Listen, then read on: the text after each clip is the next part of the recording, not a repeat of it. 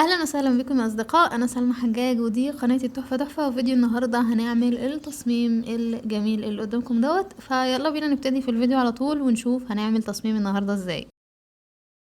اول حاجه هعملها بعد ما فتحت ادوبي الستريتور واخترت ان الارت بورد بتاعي دوت يكون الابعاد بتاعته 2000 بكسل في 2000 بكسل، هجيب الخريطه اللي انا كنت محمله صورتها مسبقا على الجهاز عندي وهحطها هنا كده في ادوبي الستريتور بالشكل ده، وهصغرها لحد ما يبقى حجمها متناسب مع الحجم بتاع التصميم بتاعي اللي انا عايزاه.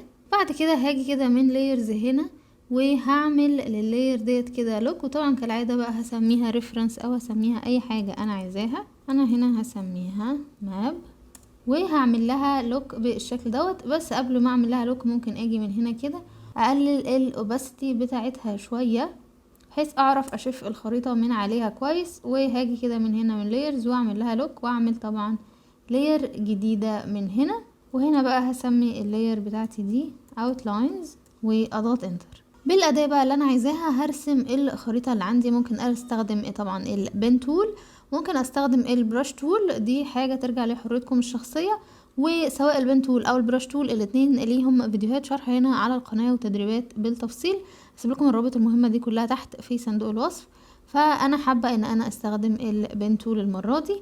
هبدأ بقى كده من الخريطة من المكان اللي انا عايزاه، ويختار من هنا بس الاول ان الفيل كولر ما يبقاش موجود، وممكن ازود الستروك كده بتاعي شوية وهبدأ ارسم الخريطة بتاعتي. حاول بقى ان انا اشد كده خطوط طويلة وبعد كده هبقى اعدل عليها زي ما انا عايزة براحتي. خلصت كده تقريبا يعني الاوتلاينز الاساسية. بعد كده هختار الاداة ديت اللي هي اسمها الكيرفيتشر تول، وهاجي هنا كده بقى وابدأ اعدل على جزء محتاج تعديل في الخريطة اللي رسمتها.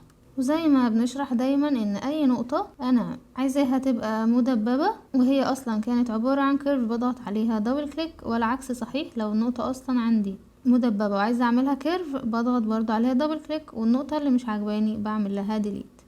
بعد ما خلصت الرسمة بتاعت الخريطة بتاعتي هاجي هنا كده من لايرز واخفي الماب ديت، ابص بقى اشوف في حاجة محتاجة تعديل تاني ولا لا. لقيتها شكلها كويس ومظبوطة، هعلم عليها كده وهصغرها بالشكل دوت، وطبعا وانا ضغطة شيفت. بعد كده هاجي هنا كده من الالاين عايزة اخليها هنا كده في السنتر. ممكن الستروك بتاعي بقى احب ان انا ازوده عن كده شوية، وليكن مثلا هخليه 7. الخطوة اللي بعد كده ان انا هعمل لاير جديدة كده من هنا، واللاير دي هسميها flag colors او الوان العلم بتاعي، وهخلي اللاير دي تحت اللاير اللي اسمها outline. هاجي من هنا كده وهرسم مستطيل، والمستطيل دوت هديله اللون الاخضر.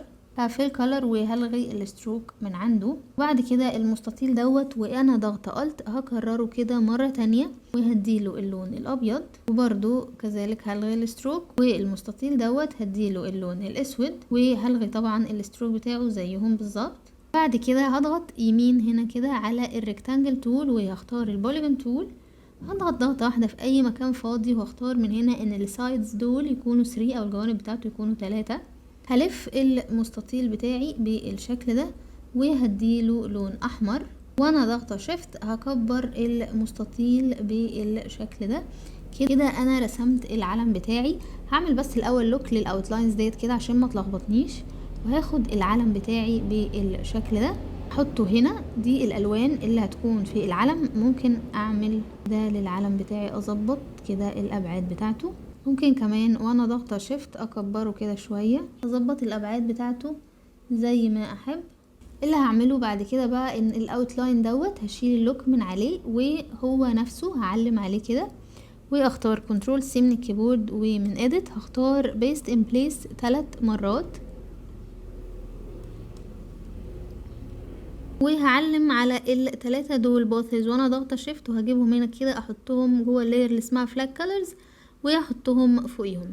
اول حاجة هعملها ان انا هضغط على اول واحد فيهم مع المثلث، وهاجي هنا كده من properties وهنزل كده من تحت من الباث فايندر واختار من هنا كده intersect. لما اختار intersect هيبقى عندي الجزء دوت كده، هديله تاني مرة تانية اللون ضاع مني بس مش مشكلة، هديله اللون الاحمر والغي الستروك بتاعه بالشكل ده. هختار بعد كده برضو من قائمة layers واحد outlines كده من دول، واللون اللي بعده اللي هو اللون الاسود من properties هختار من هنا كده intersect، وهعلم على الجزء اللي انا قصيته دوت التقاطع اللي انا اخدته معايا، وهديله اللون الاسود، وهشيل برضو الستروك بتاعه. هختار بعد كده اللون الاخضر والباث الثالث، وهختار كالعادة من هنا كده intersect، وهرجع ادي للجزء الصغنون بتاعي اللي اللون ضاع منه دوت اللون الاخضر بتاعه كفيل كولر بقى مش كستروك. وبعد كده هبعد كده شوية، الرسمة بتاعتي كده عجباني والتصميم بتاعي عجبني جدا. طيب عظيم جدا. دلوقتي بقى هنكتب النص اللي احنا عايزينه هنا من قائمة layers كده. هعمل layer جديدة، واللاير دي كده هسميها تكست. فكل اللي هعمله ان انا من هنا كده من الاداة بتاعت تايب هضغط هنا كده وهضغط كنترول في. النص دوت هاخده كده هو نفسه كنترول سي كنترول في مرة تانية.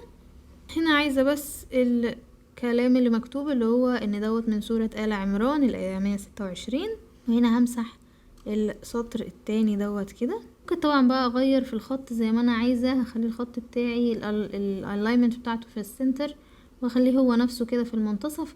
اغير الخط زي ما احب، بس انا عاجبني الخط ده. ودوت برضو هصغر الخط ده شوية، وهجيب النص ده كده هنا. بعد كده عايزة اعمل خلفية بقى تكون لطيفة للتصميم اللي احنا عاملينه ده كله. فهاجي من هنا كده اختار لاير جديدة. اللاير دي هسميها باك جراوند، وهنزلها تحت خالص كده بالشكل ده، وهقفل كل اللايرز دي عشان ما تلخبطش. هاجي من هنا كده اختار الريكتانجل تول، اضغط ضغطة واحدة بس. اختار ان الابعاد بتاعه الريكتانجل او المستطيل بتاعي تبقى 2000 في 2000 بكسل، اللي هي الابعاد بتاعه الارت بورد اللي انا شغاله عليه. ومن هنا كده هختار ان انا عايزاها في النص سنتر وفي الميدل. اكتشفت دلوقتي ان انا نسيت اصلا اقص الجزء الابيض هو كمان، فمفيش مشكله خالص. هرجع هنا كده هشيل اللوك من على الفلاج ديت، وهشيل اللوك كمان من على الاوتلاينز. اختار اعلم على الباص بتاعي دوت كده، واختار كنترول سي، وبعدين هقول له من edit paste in place، وهنزله تحت هنا كده فوق الابيض ده. الابيض ده نفسه انا هطوله كده على الاخر عشان يغطي لي الرسمه كلها. هعلم على الاتنين دول كده بالشكل ده وانا ضاغطه شيفت. ومن properties برضو هختار intersect، واجي طبعا من هنا اشيل له الاوتلاين، واقول له ان انا عايزه الفيل كولر بتاعي يكون ابيض. هتتلون لي ابيض بالشكل ده. هاجي بقى للباك جراوند بتاعتي. هفتح كده الفولدر بتاعي. الصوره دي انا محملاها بشكل مجاني، هستخدمها هنا. وتقدروا برضو تحملوا كل الحاجات اللي انا مستخدمها دي، تقدروا انتوا كمان تحملوها بشكل مجاني من الرابط اللي هسيبهولكوا في صندوق الوصف. درجات الالوان، كل بقى تفاصيل المشروع بتاعنا ده النهارده هتلاقوها موجوده في صندوق الوصف. اصغرها كده بحيث ان هي تبقى على القد بالظبط. اجي هنا بقى كده من قائمه لايرز ارفع المربع اللي انا رسمته ده فوق، والصوره بتاعتي هتبقى تحتيه. هعلم عليهم هما الاتنين كده، ومن الكيبورد هضغط كنترول 7 عشان اقصها بالشكل ده. اختار الصورة بتاعتي نفسها من قائمة layers، اقدر ان انا احركها كده زي ما انا عايزة وزي ما احب. كمان اقدر ان انا اكبرها شوية، واغير كمان في الاوباستي او مدى الشفافية بتاعتها. وليكن مثلا هخليها 80 بالشكل ده. الباك جراوند دي هعمل لها لوك. اظبط بقى اي حاجة في التصميم بتاعي محتاجة ان انا اظبطها. لو عجبكم التصميم بتاعي النهاردة اكتبولي في التعليقات عشان نعمل فيديوهات زي دي اكتر. وما تنسوش ان اي حاجة انا استخدمتها سواء الوان او صور او اي حاجة هتلاقوها موجودة في الرابط اللي موجود تحت في صندوق الوصف، تقدروا تحملوها بشكل مجاني تماما. دي كانت كل حاجة الفيديو النهاردة. ما تنسوش تعملونا سبسكرايب وتفعلوا الجرس وتختاروا اول عشان يوصلكم كل جديد. كمان تقدروا تتابعونا على المدونة فيسبوك تليجرام وانستجرام. هسيب لكم كل الروابط دي تحت في صندوق الوصف. والى اللقاء في فيديو جديد. دمتم بخير. باي باي.